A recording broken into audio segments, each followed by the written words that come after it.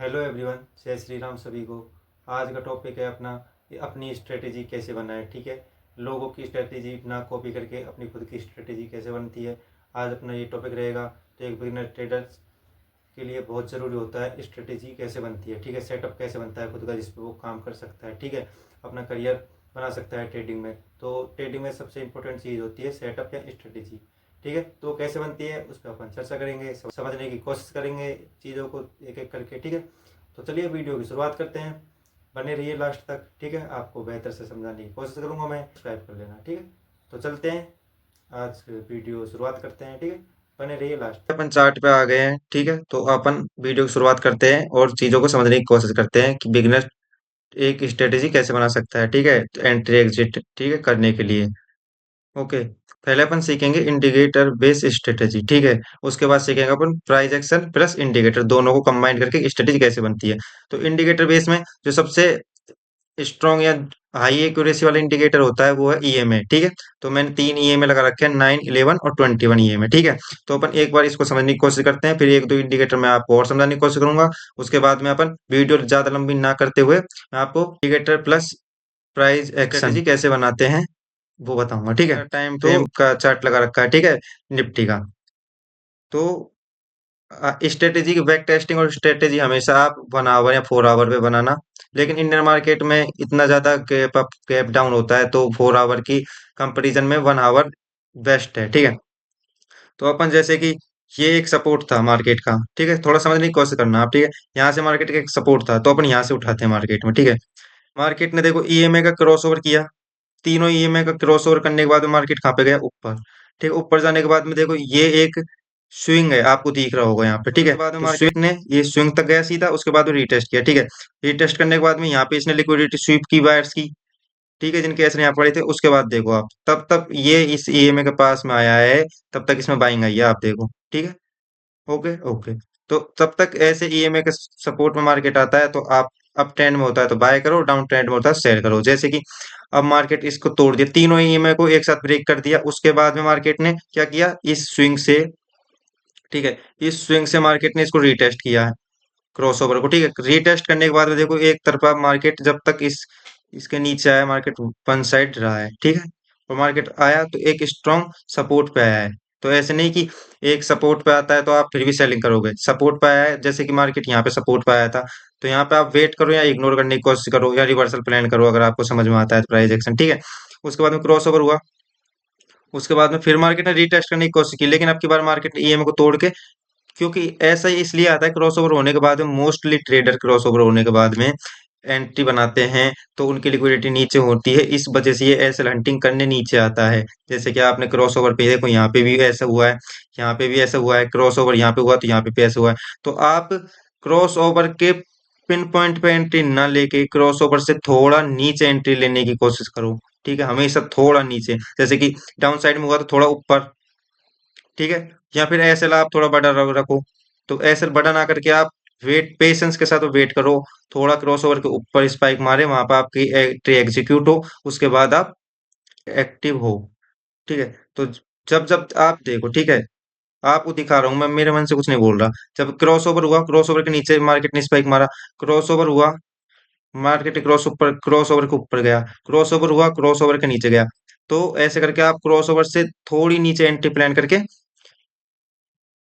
आप आपके trade execute कर सकते हो। देखो, और उसके बाद में देखो, तब ये तो चलो गैप अप खुला था, उसके बाद में नीचे आया। ठीक है, उसके बाद देखो, जब जब मार्केट इस ईएमए के पास में आया, इन दोनों ईएमए के पास में, तब तक मार्केट में बाइंग आई है, और तब तक आप बाइंग करो, तब तक इसको इन ईएमए के ऊपर रहता है, तब तक आप बाइंग का ही ट्रेड प्लान करने की सोचो। ठीक है, उसके बाद में मार्केट ने देखो यहाँ पे क्रॉस ओवर किया है, क्रॉस ओवर के बाद में मार्केट ने यहाँ पे रीटेस्ट किया है, रीटेस्ट करने के बाद में देखो, जब तक पुल बैक लेके मार्केट ईएमएच के पास में आ रहा है, तब तक मार्केट में सेलिंग आ रही है, और अभी भी मार्केट में सेलिंग आ रही है। अब मार्केट थोड़ा सेलिंग लेगा तो मार्केट का टारगेट सपोर्ट है ये, क्योंकि ये मेन सपोर्ट है, तो मेन सपोर्ट तक मार्केट जरूर आएगा।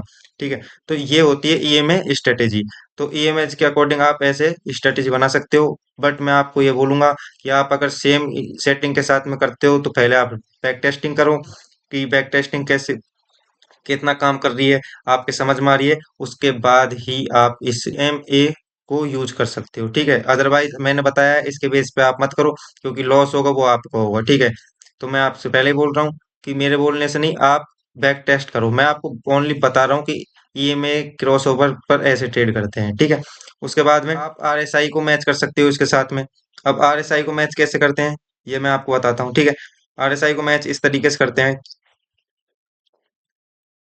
कि देखो, मार्क 1 आवर के टाइम फ्रेम पे मार्केट हायर हाई लगा रहा है, ठीक है। यहाँ पे पहुंच पहुंच गया। अब ये ईएमए भी ओवरबोट जोन में पहुंच चुका है, ठीक है। बट आपको ओवरबोट जोन में पहुंच गया, इसके बेसिस पे आप रिवर्सल प्लान मत करो, ठीक है। जाने के बाद में मार्केट ने डाइवर्जन किया है, देखो नया हाई लगाया है, बट आरएसआई ने डाइवर्जन किया है इक्वल आई लगा के। तो ये जो क्रॉसओवर हुआ है ना, ये क्रॉसओवर रियल क्रॉसओवर है, ठीक है। यहाँ पे आपको ट्रैपिंग नहीं मिलेगी, इसका मतलब ये होता है। तो इस हिसाब से और आरएसआई को मिला के एक स्ट्रेटेजी बना सकते हो, ठीक है। मैं आपको एक दो जगह और दिखाने की कोशिश करता हूँ, ठीक है, जिससे आपको समझ में आ जाए। तो आप बैक टेस्ट करना, उसके बाद ही रियल मार्केट में आप रियल मनी से यूज करना, ठीक है। लगाया मार्केट ने, एक हाई मार्केट ने ये लगाया, ठीक है। तो ये दोनों, इसने तो अपना लास्ट हाई ब्रेक कर दिया प्राइस ने, बट आरएसआई ने अपना लास्ट हाई ब्रेक नहीं किया। तो ये हुआ डाइवर्जन। अब डाइवर्जन हुआ है तो जब मार्केट तीनों ईएमए को ब्रेक करेगा तो मार्केट रीसेंट सपोर्ट तक जरूर जाएगा। तो देख, जैसा कि आप देख सकते हो, ठीक है। ये क्रॉस ओवर हुआ, क्रॉस ओवर के बाद मार्केट रीटेस्ट किया, और ये ईएमएच के ऊपर क्यों गया ये आपको पता है, क्योंकि रीटेस्ट रीटेस्ट पे मार्केट में मोस्टली बिगनर ट्रेडर या जो जिनको सिखाया जा रहा है क्रॉस ओवर पे बाइंग या सेलिंग, तो इस वजह से उनके एसलेट करने के लिए क्रॉस ओवर से ऊपर जाता है मार्केट, ये आपको पता है। और फिर देखो मार्केट रिसेंट सपोर्ट तक आया कि नहीं आया, ठीक है, और यहीं से रिवर्स हुआ है। तो इस हिसाब से आप एक स्ट्रेटेजी बना सकते हो आरएसआई और ईएमए को मिला के। आप एक बार फिर सेटिंग देख लो ईएमए की, 9, 11, 21, ठीक है। और ये स्ट्रेटेजी आप आपके हिसाब से भी कस्टमाइज कर सकते हो, जैसे कि 8 कर लिया आपने, 11 कर लिया, और आप 35 कर लो, ठीक है, 25 कर लो, 45 कर लो, या फिर 15 कर लो 11 को, ऐसे आप तीनों को चेंज करके ऊपर नीचे करके जो आपको बेटर लगे, ठीक है। टाइम जरूर लगेगा बैक टेस्टिंग स्ट्रेटेजी की स्ट्रेटेजी समझने में, बट एक बार अगर आप मास्टरी कर लेते हो तो फिर मार्केट में आप फाइव कर जाओगे, ठीक है, मार्केट से आप पैसा बनाना लग जाओगे, ठीक है। अदरवाइज दूसरों की स्ट्रेटेजी में आप कॉपी पेस्ट करोगे, अगर मैंने जैसे बता दी स्ट्रेटेजी, अब इसकी साइकोलॉजी जैसे मान लो मेरे को पता है, आपको नहीं पता, अब ये कहाँ पे काम करेगी कहाँ पे नहीं करेगी, ये मेरे को पता है, आपको थोड़ी पता है। तो आपको तो तब तब क्रॉस ओवर होगा, तब तब आप बाय सेल करोगे। तो आपको पता है ना, कोई भी स्ट्रेटेजी 100% काम नहीं करती, उसकी एक्यूरेसी होती है और उसकी साइकोलॉजी होती है, ठीक है। कॉपी पेस्ट में ओनली 20 40 के बीच में ही कॉपी पेस्ट में काम होता है कि यहाँ पे क्रॉसओवर हो चुका है तो मार्केट ऊपर जाएगा, यहाँ से ऐसे हो चुका है तो नीचे जाएगा, ठीक है। ये ओनली कॉपी पेस्ट में 30 से 40% करता है। तो नेक्स्ट 30 से 40% करता है साइकोलॉजी के साथ में, और 80% कोई एक्यूरेसी है किसी सेटअप की, तो दैट इज प्रॉफिटेबल सेटअप, ठीक है। 100% किसी की भी नहीं होती। तो आपको ये चीज समझ में आनी चाहिए, ठीक है। तो मैं आपको एक चीज इंडिकेटर प्लस में आपको मैं प्राइस एक्शन के साथ में समझाने की कोशिश करता हूँ। अब प्राइस एक्शन में क्या है, प्राइस एक्शन में क्या क्या होता है, प्राइस एक्शन में देखो, सपोर्ट रेजिस्टेंस होता है, ठीक है, ट्रेड लाइन होती है, डे हाई डे लो होता है, जैसे कि ये प्रीवियस स्विंग है। में ये इसको अपन पूरे को एज ए रेजिस्टेंस मार्क कर सकते हैं, ठीक है, रेजिस्टेंस मार्क कर सकते हैं। तो मैं आपको अब ये प्राइस एक्शन के साथ में ये ईएमए कैसे वर्क करेगा अब आप समझो। अब मार्केट ने, अब आप ईएमए को एक सेकंड के लिए इग्नोर करना, आप ये समझो कि मार्केट एक रेजिस्टेंस को ब्रेक कर रहा है, ठीक है, करता हुआ ऊपर जा रहा है, ठीक है। अब ईएमए, एक सेकंड के लिए आप रुकना। हालांकि ईएमए के ऊपर है, रेजिस्टेंस डायरेक्ट ब्रेक किया तो आपको बुलिश लग रहा है, मार्केट यहाँ से नीचे जा रहा है, ठीक है। बट आप ये देखो कि यहाँ पे क्या हुआ है, डाइवर्जन, ठीक है, डाइवर्जन हुआ है, रेजिस्टेंस ब्रेक होने के बाद में डाइवर्जन होना, ठीक है, ये होता है ब्रेकआउट, ठीक है।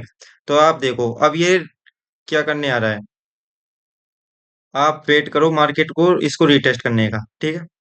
आपने वेट किया, ये रीटेस्ट करने आया, बट आप ये देखो ईएमए का क्या हुआ है, ईएमए का हुआ है, ईएमए का हुआ है क्रॉसओवर, ठीक है।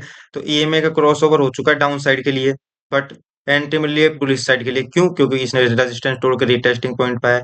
तो इस स्थिति में आपको क्या करना है, आपको ना यहाँ पे सेलिंग करनी है ना यहाँ पे बाइंग करनी है। तो आपको क्या करना चाहिए, अगर ये रीटेस्टिंग रियल है तो मार्केट को, ये क्रॉसओवर है हुआ है ना, तो इसके ऊपर जो ये छोटी या कोई भी स्विंग होती है, या फिर ईएमए को अगेन ब्रेक करने देना है, उसके बाद आपको लॉन्ग साइड में एंट्री लेनी है।